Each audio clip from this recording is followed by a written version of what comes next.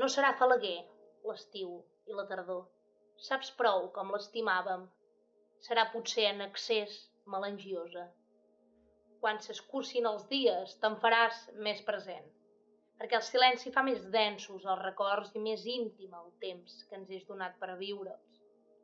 A ulls clucs et veuré. Tot serà tu, per la cambra, pels llibres, en la fosca. Després passaran els anys i esdevindràs translúcida, i a través teu estimaré el futur, potser sense pensar-te ni sentir-te. Arribaràs a ser una part tan íntima de mi mateix que al capdavall la mort se t'endurà de nou quan se m'endugui. Llibre d'absències és un llibre que es va publicar al març de 1985, 9 mesos després de la mort de Dolors Feixa. Dolors Feixa va ser l'esposa de Miquel Martí i Pol.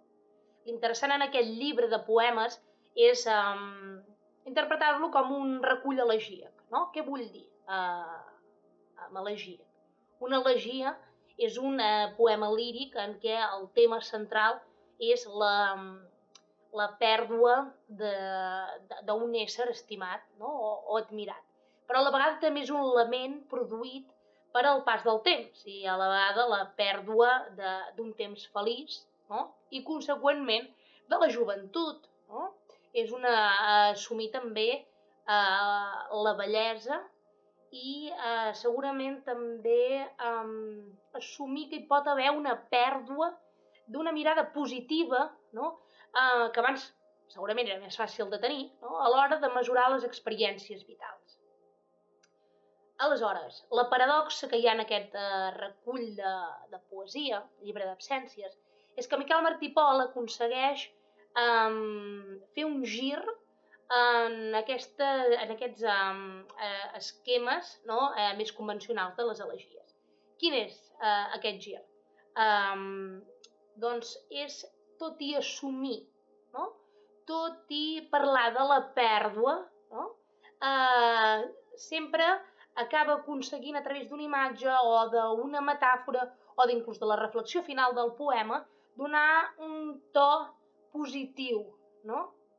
Malgrat la pèrdua, malgrat la mort, aconsegueix, no? Doncs de matisar aquest final, no?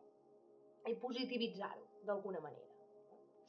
Aleshores, abans de començar a parlar del poema en qüestió, m'agradaria posar de costat dos versos de dos poemes diferents, que no són aquest poema després, no? Que és el que comentaré, que un es troba dintre del poema Lletra Dolors. Lletra Dolors segurament és el poema més conegut del llibre d'absències de Miquel Martí i Pol, no?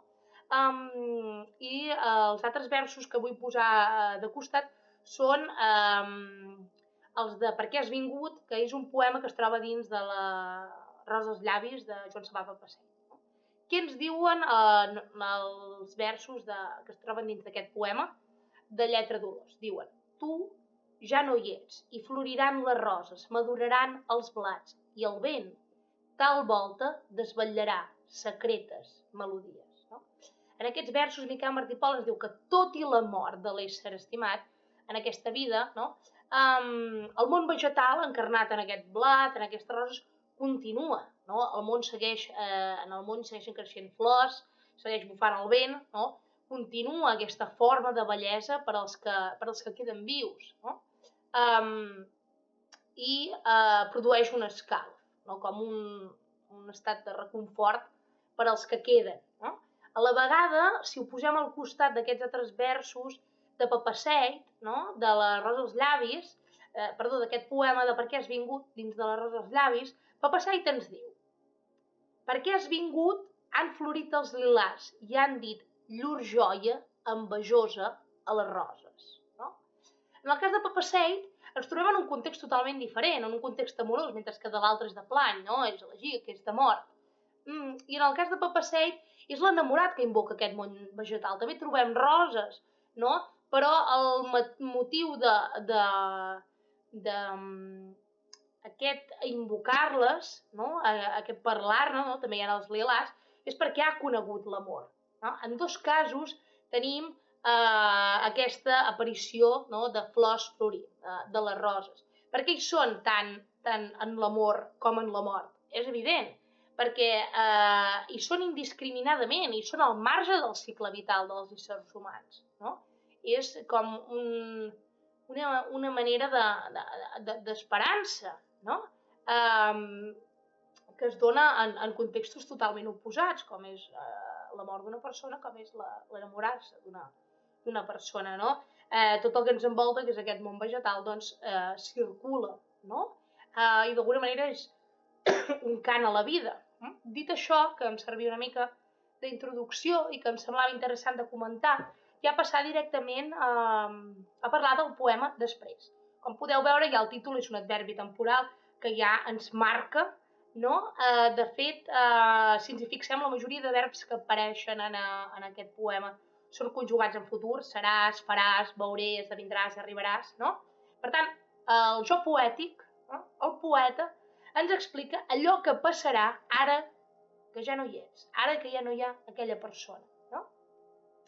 En els primers versos ens diu: no serà falaguer l'estiu i la tardor, saps prou com l'estimàvem. Serà potser en excés melangiosa, no? Aquí ens explica com seran les estacions, alhora que també vol remetre a com serà el pas del temps, i en aquest cas en un excés, no? En un excés melangiosa es viurà tot això, no? La melancolia, pensant ara en una frase de Giorgio Agamben, ens deia: la melancolia, no? Aconsegueix apropiar-se del seu objecte només en la mesura que afirma la seva pèrdua, no?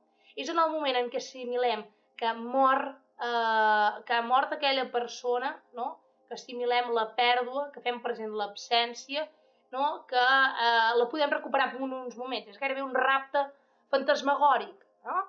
I a la vegada, al parlar-nos concretament de l'estiu i la tardor, és anar a dues estacions molt concretes, que a més també ens diu que eren segurament les preferides per ells, no? Saps com les estimàvem, no? Saps prou com l'estimàvem, no? Que seran segurament les primeres estacions ja a passar sense aquella persona, fet que li produirà aquest estat melangiós. Al final la melangia també, si ens ho parem a pensar, és aquesta tristesa vaga, no? Que inclús pot ser més sostinguda en el temps, precisament per al seu estat de vaguetat i de nova intensitat i d'insuportabilitat, no? Els estats vagues permeten gairebé que es puguin prolongar, no? Que puguin tenir molta més continuïtat, no? Només comentar, fer un petit parèntesis, ja que em sembla molt interessant com en parlaven els grecs i els romans d'aquest estat melangiós, no? Que podien tenir determinades persones, ja que ho anomenaven la bilis negra, no? Em sembla molt gore poètic, una bilis negra, aquest suc gàstric que, segons deien, influïa en el caràcter, no? Fent-lo tornar trist i irascible. Això es troba tot recollit dintre d'una teoria, que és la dels 4 temperaments, que parla de possibles personalitats dominants. Sé que no té res a veure amb el tema, i tanco aquí el parèntesis, però per si algú li interessa buscar, és interessant, no? Ho deixo aquí. Seguim amb el poema. Veníem, doncs, d'aquestes estacions primeres que passarà la persona sense l'altra persona, no? Perquè ha mort. I el que ens trobem és, dels versos que van del 4 al 7, no? Ens diu: quan s'escurcin els dies te'n faràs més present, perquè el silenci fa més densos els records i més íntims, i més íntim el temps que ens és donat per viure'ls, no? Apareix la influència de la llum, no?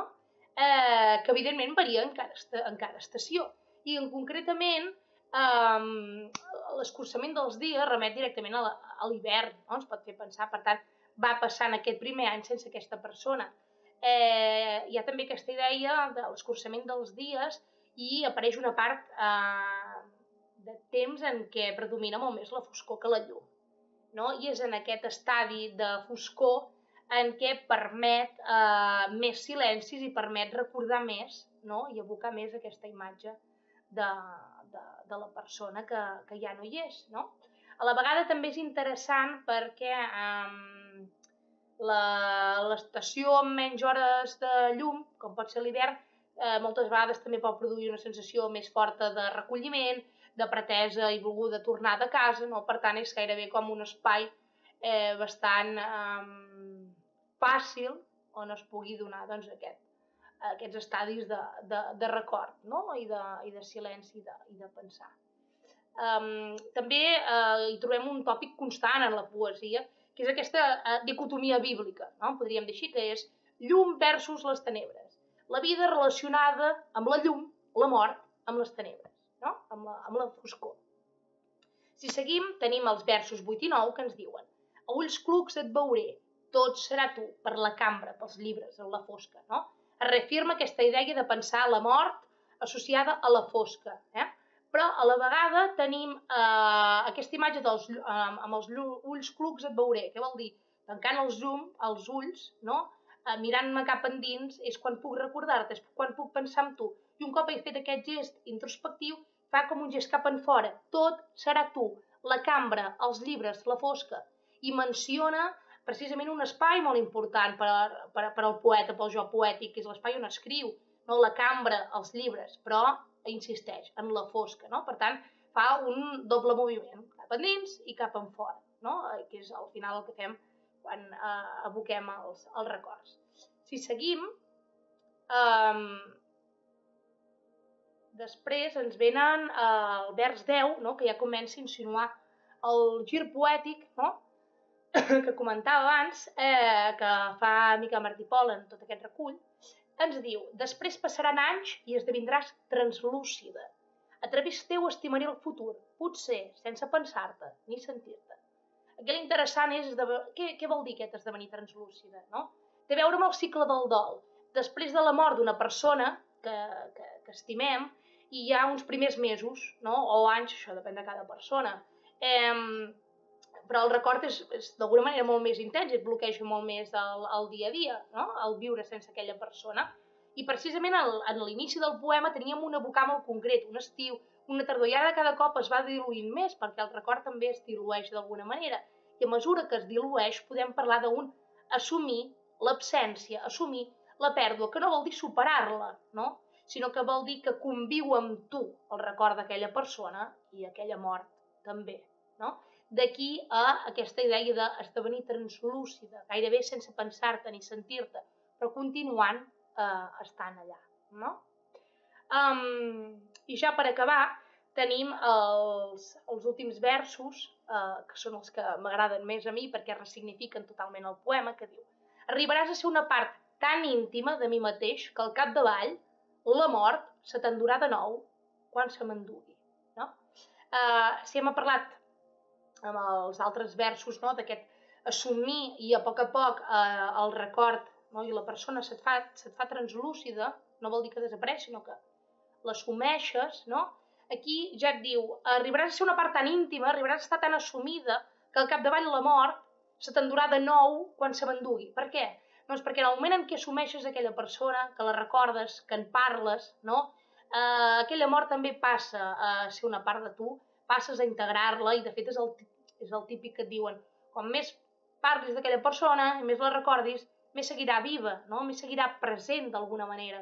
Doncs aquesta és la idea, que quan tu mors, quan mor el missatger, l'abocador d'imatges, de records d'una altra persona que ja ha mort, es mor doblement, no? És perquè moren els records d'aquella persona i mor aquella persona mateixa. D'aquí a la importància de seguir invocant i recordant els que ja no hi són, per poder segurament anar-nos passant aquestes absències, però fent-les d'alguna manera no corporals, però sí presents. No? I crec que aquest és el missatge que hi ha al darrere d'aquest poema, i que amb aquests darrers versos, no, torna doncs, a ressignificar-lo, i crec que el fa encara molt més potent. No? I res, moltes gràcies.